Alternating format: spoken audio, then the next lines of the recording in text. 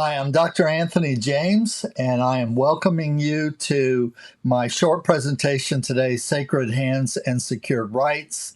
Many of you are concerned with whether your traditional medicine practice, Ayurveda, Thai Yoga, traditional Thai massage, SomaVeda, Thai Yoga, or whatever is the holistic service you're offering is legal.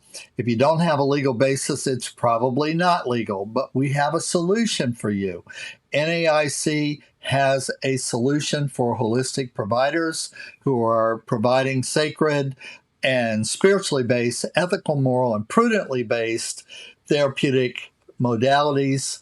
And reach out to me, send me an email, go to thaiyogacenter.com, sign up for the newsletter, and I'll be happy to help you. Enjoy the presentation.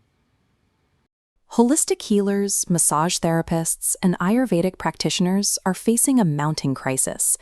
Across the country, state medical boards are issuing cease and desist orders, accusing them of practicing medicine without a license and forcing them to shut their doors. These state boards view the human body strictly as a biological machine. In their eyes, healing is a highly regulated commercial trade, governed by state statutes and rigid clinical protocols. Indigenous and holistic traditions see this differently. To them, it is a spiritual imbalance, and healing is a sacred covenant between the practitioner, the community, and the creator. The friction healers feel today is a jurisdictional trap.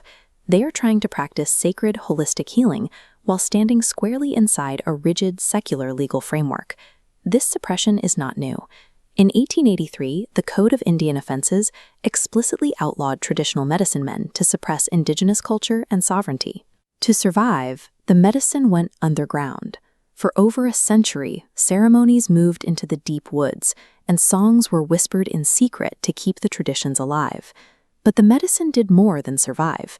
Through decades of legal battles, it eventually achieved total federal protection, and this hard-won sovereignty provides the legal foundation modern holistic healers need to protect their own practices today. The exact same physical action, like laying hands on a person, changes its legal definition based entirely on the words used to describe it. Massage therapy is a secular, state-regulated trade, but chirothesia is a protected, religious act of transmitting divine energy. This falls under the concept of religious therapeutics. It reclassifies holistic modalities like SomaVeda Thai Yoga or Ayurveda as liturgical acts of restoration. By legally naming this work as a spiritual practice, healers move their practice out of the reach of state medical boards and into the protection of the First Amendment. Practicing religious therapeutics relies on the highest laws of the United States. The American Indian Religious Freedom Act protects the inherent right of indigenous peoples to express their traditional religions through healing ceremonies and rites. The Religious Freedom Restoration Act adds a second layer. It prevents the government from burdening these religious practices unless it can prove a compelling public safety interest.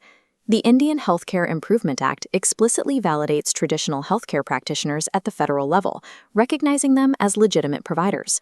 When combined with church autonomy and tribal sovereignty, these federal pillars provide a layered shield for practitioners who stay within their defined scope. The operational core of this protection is the Private Membership Association, or PMA. This creates a shift from public commerce to private sanctuary. You are no longer a doctor treating a public patient. You are a minister serving a fellow private member.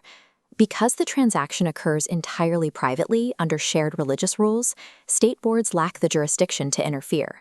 To build this sanctuary, a practitioner must first join a bona fide tribal or church organization like the NAIC and earn the licensed commissioned holistic therapist credential. Step 2 is implementing strict informed consent.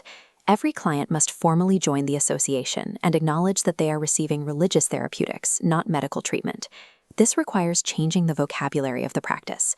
Practitioners must eliminate secular trigger words like diagnose, treat, and cure from their forms and marketing.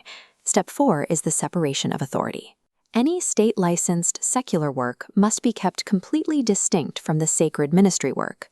Adhering to these structural steps reclassifies an exposed commercial business into a sanctuary that operates under a different authority. This indigenous model addresses 4 dimensions: biological, psychological, sociological, and spiritual. It treats the whole person rather than just suppressing symptoms. The NAIC Legal Shield gives practitioners the freedom to resurrect this original medicine without fear of prosecution. The healer of the future carries the medicine and the law together, securing their sacred hands with secured rights.